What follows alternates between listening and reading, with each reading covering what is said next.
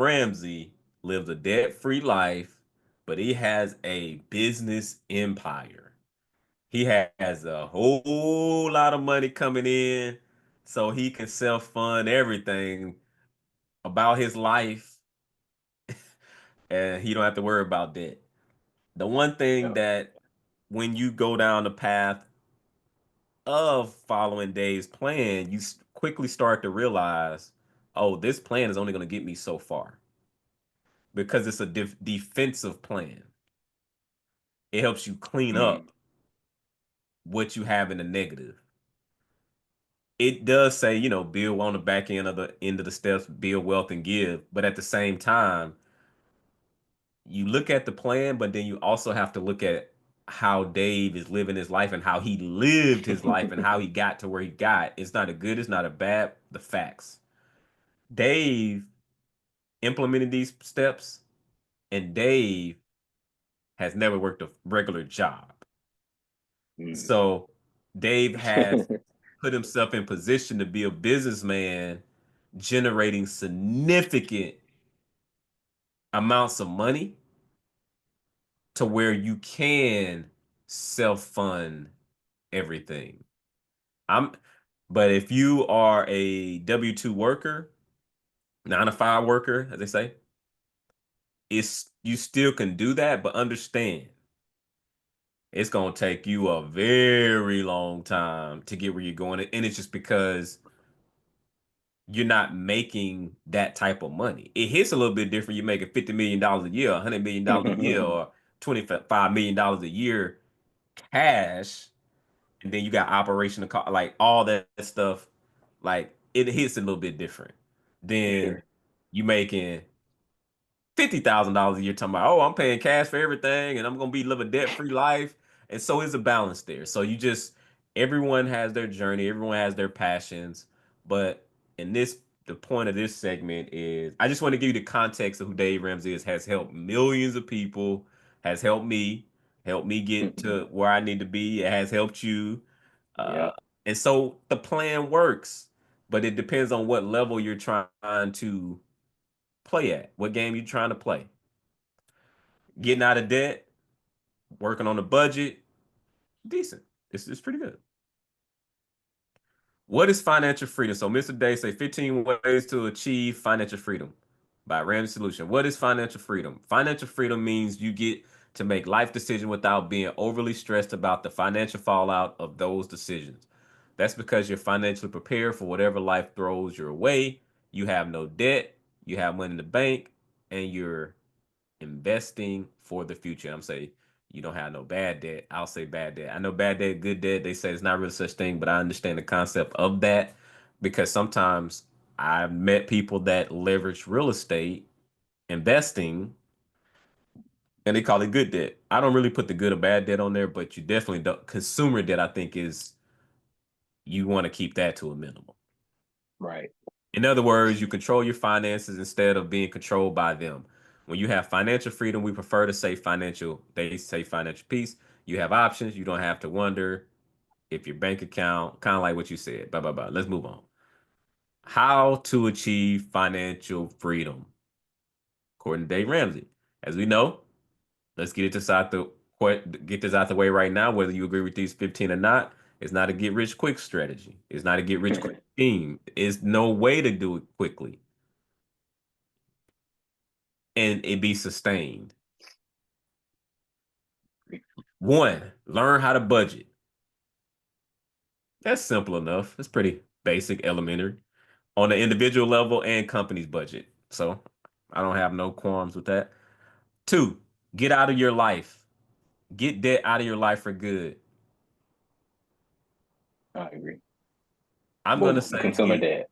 I'm gonna say get consumer debt out of your life for good. I'm gonna add that caveat. Yeah. 3, set financial goals. I 100% agree. Setting financial targets. Because what is your freedom number?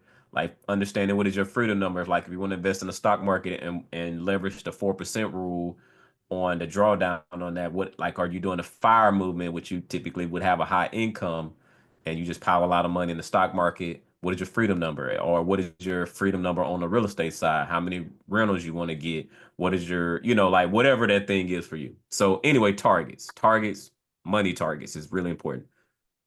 Four, be smart about your career choice. I would agree. I've seen people try to make a dead end career,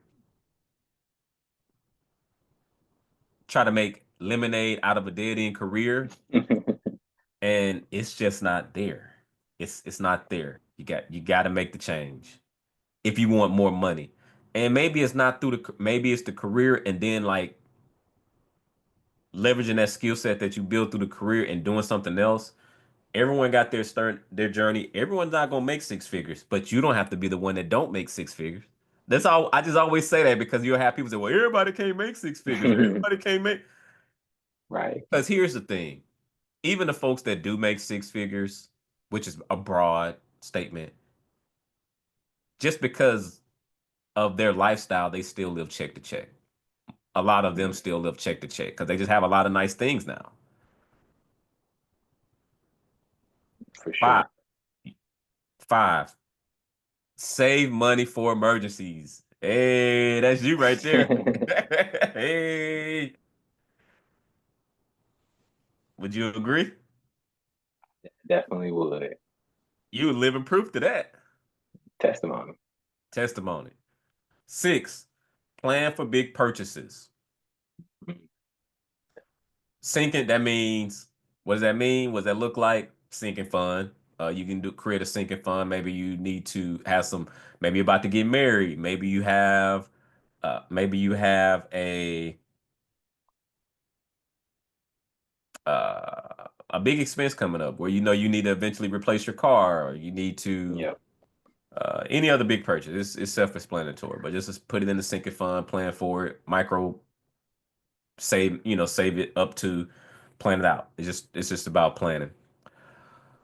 Seven, invest for your retirement future. I'll say I, retirement, let's just say I would reframe that, say invest for your freedom future. Um, because retirement, it just has that connotation, and maybe this is the story I'm telling myself of, Mm. when you turn 59 and a half or 60 and you just sitting there and then you in the house all day or you just not being productive anymore, at least from where I come from, like, or just what I've observed in working class, typically once they get to those ages, they just sit down and stop generating income and just solely depend on Social Security and those things. Uh, and that's to me is not really retirement. Uh, it should be bonus on top, but you know, I think it kind of ties in with, for me, it ties in with what number is that? Number four, about being smart about your career choice.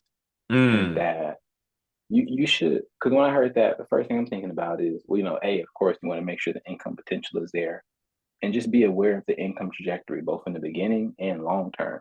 And B, you want to pick a career that if you mess around and like it, you'll do it for the next 60, 70 years, whether you're physically doing it. Like my first thought goes towards like doctors in the sense that, okay, if I'm a surgeon, in the 40, 30, 40 years down the line, if I'm able to use my hands the same, I can still go teach. I still have mm, knowledge. And so, you know what I'm saying? Be smart about your career choice in that way. Even if, like, think about the transition down the road. Like, what could be my next steps? that's Like, interesting. cause I heard, I don't know if you seen that headline recently. One of the CEOs, he was like, man, the idea of retiring at 65 is crazy. Now that's gonna sound crazy to most people if they hear that. Like, what do you mean? I work my whole life. I want to retire. But again, that's what I'm saying. Pick a job to where, maybe I don't know, maybe that's lucky. I don't know. But I'm thinking pick a job to where you can see yourself doing it for a long time. And when it comes time to retire, maybe retire from that job and go continue being of adding value to society somehow, not just sitting at home. Yeah. Eight, look for ways to save money. Okay. I mean, I will tell you this. Yes, saving is always a good thing. To be saving for a purpose. Like once you have your emergency fund, I mean, you're investing for your future. So if you're looking for ways to save money, um, okay.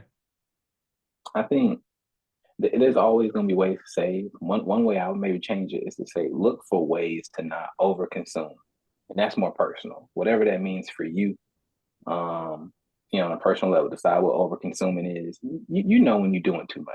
Look at the category and say, "Nah, I did too much this last week. I did too much last month. I didn't need to get Taco Bell 4 times. I'm gonna just do two this month." So that ties into nine then. So live below your means. Exactly. Yeah, live Hmm. below your means. I would say live your wage. Don't be Yeah. buying Birkin bags. Don't be and you as the guy buying it for for the lady or the Louis, if your budget is not set up that way, why are you wearing a Louis belt and you know your funds ain't even like that? Like, what we doing? 10, help your kids save for college. We don't have kids. You don't have kids, but okay. I hear you on that. That's always a good thing. I am curious with the future on how things will be. I think we both went to college. I would never tell someone not to go to college, but I would say have a plan if you go to college and pick the right career choice. But it sounds so simple, Ken. But you gotta remember, you're talking to a 17-year-old too when you're saying, how do Yeah, we but get them to focus? it's on the parents though. It's on the parents to I mean, you didn't just be born and was teleported to 17. True. So it's on the parents to if you don't know, you got to get them the help that they need. It- because they're under your care. Like that's I mean it's otherwise you're just making excuses. Well, I wish I would have did I would like wish is a wish. Right. It didn't get done for whatever reason. So at this point it's irrelevant. And it's the money show. And when you get into the money and the brass tacks of just the dollars and cents, we can remove the emotions of it. You just didn't get it done.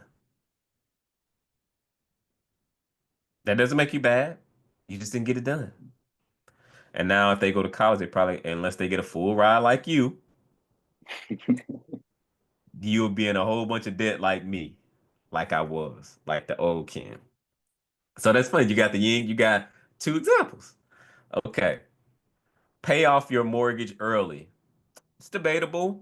We're in the process of doing that, but yeah, pay off your mortgage. I think that's debatable. Some people say, no, why would you do that if you have a low interest rate? Some people say, I could use that money and go buy another rental, or I can house hack, get this one, have it for a while, rent that one out, go get another one, repeat, repeat. It just depends on what your risk tolerance is. Do you have a plan? Do you know what you're doing? Because there's risk involved if you keep debt on your keep if you just keep debt in your life. Uh, so are you built like that to be disciplined to navigate the problems that's going to come with just having debt? Things are going to come up. That's just what it is. And even if you don't have debt, life is still going to happen. So pay off your mortgage. That's on you. But most people don't have enough cash to do that. Let's just keep it real. Right. Yet, I throw the yet part on there because I mean it don't have to be forever. Like make your health a priority. Hey, that's your boy right now. Hey, I'm all about that. Yeah, I agree 100% on that one. Yeah. that's real. Man. And I think because like some people are like, what that got to do with this? And I think it's just how you do one thing, just how you do everything, and it's just gonna bleed over. Well, if you don't have your health, how you gonna go build some wealth or I get mean, that's financial freedom? As this article talking about. If you laid up in a bed somewhere, no, you're gonna be on Social Security. You're gonna be on right. disability. Or Yeah, you gonna be in some type of you're not gonna be in a position where you out getting it. medical bills is crazy. Shoot. And that we didn't talk about that. Medical bills is insane. Which leads to number 13, it looks like. Get the Which, right insurance, life insurance, health insurance. Got to look into that. Got and to do. it's just about, and I'll just say it's about leveraging your resources. Well, one, make sure you go get a job or something that has insurance. That's, I think, the easiest route. But Yeah. I was even looking into it because I think I moved to Boston. It's crazy to say, what, almost like 6 months ago, 7 months ago. But the first 2 or 3 months I was unemployed. But I know now, I didn't know this then, but they have like state health insurance, like a mass health plan that you can still take on if you're unemployed. So, just because I bring it up because, sometimes when you're unemployed or going through whatever situation, you can have such tunnel vision to be like, nah, I'm not worried about right that now. I got to focus on getting a job. But what if I would have got hit by a bus? You know what I'm saying? Like, what if I'm walking to the library to go work on my applications and something happens? So you never know. It would have just been as simple as me taking 5 minutes or 15 minutes to go sign up for insurance. So that was one example on the health tip, but there's a lot of ways. It's offense and defense. We're talking about ways to make more money and play defense and with a budget. Insurance is just another form of defense. And you got to figure out how to insure your money. There's no one size fits all when it comes to insurance. It's very personal. Yep. Speaking of personal, financial advisor. Working with a financial advisor.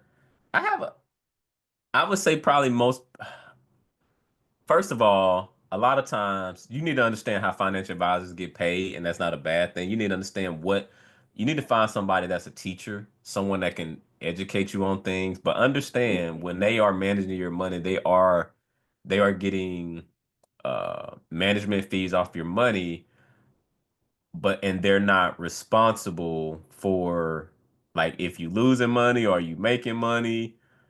What if they put you in the wrong funds? Like they aren't liable in that way. Sure, there's some exceptions, but you need to really become your own money manager. Like meaning from the like hear me out. From the standpoint of you need to know your money. You need to understand your money. What is this? So you're saying you're going to work to make money, but then you're not taking the time to learn about money. Like think about that.